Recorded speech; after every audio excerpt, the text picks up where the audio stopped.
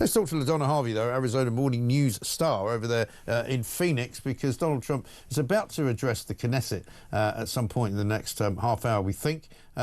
He's having quite the day of it. He's arrived in Tel Aviv. He's flown into Ben Gurion Airport. There's a huge sign on the beach at Tel Aviv saying, "Thank you, Mr. President." Quite a remarkable day, really. Ladona, very good morning to you. Good morning to you. I mean, even Hillary Clinton has actually given him credit. I mean, this is quite extraordinary. Have a look at this.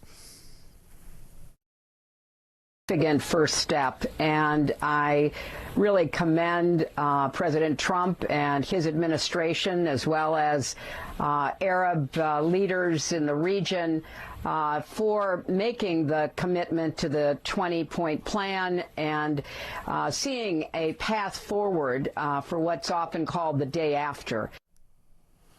So, you know, they said hell would freeze over before you saw that. Well, hell must be pretty cold today. A little bit chilly, yeah. You know, it's interesting. I was talking to a former national news analyst who is kind of free range now, named Chuck Todd, on Friday. And he said, you know, there are two places where Donald Trump's bluster doesn't flip people out.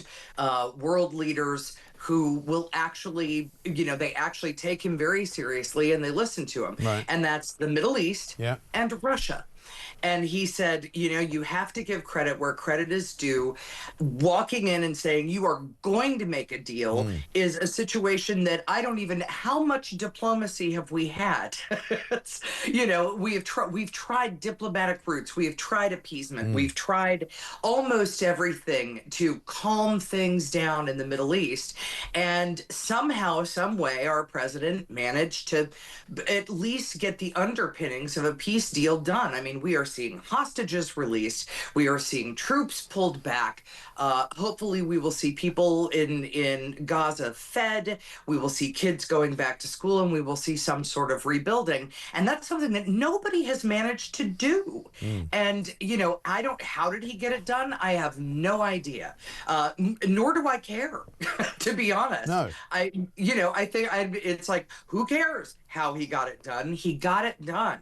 And we can finally see a calming of the waters there and some sort of resolving of a situation that for the past quite a few years has just been incredibly volatile. And can we take that volatility out of it? Yeah, exactly right. And the fact that he did get agreement from all of those Arab countries, I think, is quite remarkable, because that's the key to it all, isn't it? And the fact that he also kind of bypassed in his thanks last week Britain, France and Canada, because they did what what the Secretary of State Mark Rubio said was actually damaging to peace talks. That Hamas basically pulled out of the peace talks the day that France decided to recognise the Palestinian state.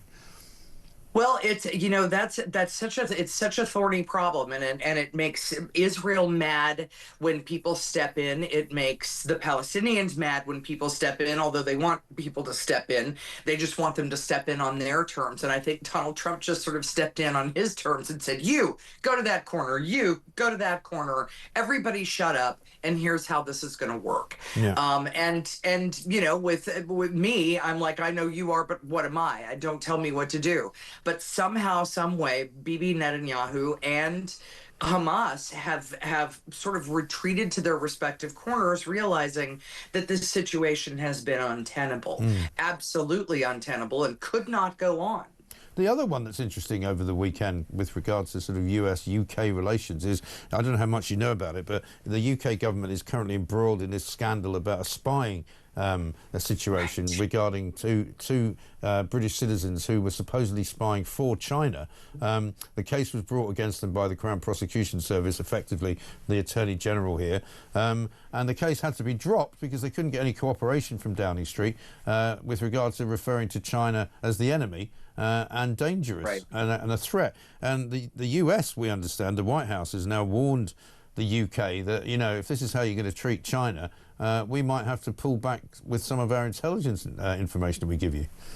Well, yeah, you know, China gets treated with kid gloves because let's face it, they're one of the manufacturing behemoths in the world, Yeah. and everybody tiptoes very gently around them. However, they are also have a horrible human rights record, and you know, their kind of lock on those rare earth minerals that are needed in so much for computing and in the making of silicon chips, in AI, in, you know, all of the technology that we are all depending on, that lock and their resistance to selling those minerals very specifically to the United States is really the number one reason I believe that Donald Trump is very unhappy with China right now, and he's going to be really unhappy with anybody who's appeasing them. And they're not going to be too happy with the 100% tariffs that he's about to put on them either. But No, and I think it's even more. I want to say that I think it's 130. Right.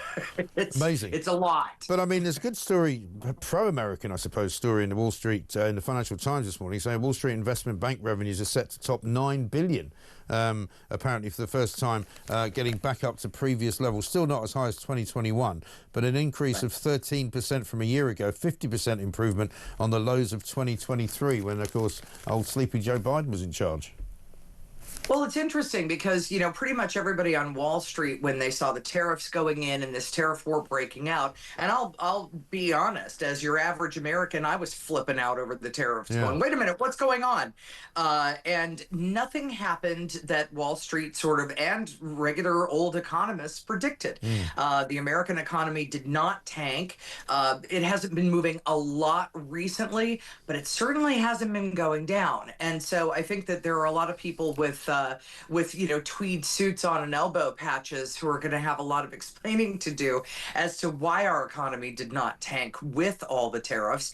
And if it didn't tank, can we explain that to the American people? Because anybody who's invested in Wall Street is pretty happy right now. Yeah. Of course, that could change. Yeah, of course it could. Yeah, I mean, don't count your chickens, as they say, literally. Ladona, Harvey, great to see you. Thank you very much indeed. Arizona Morning News, KTAR in Phoenix.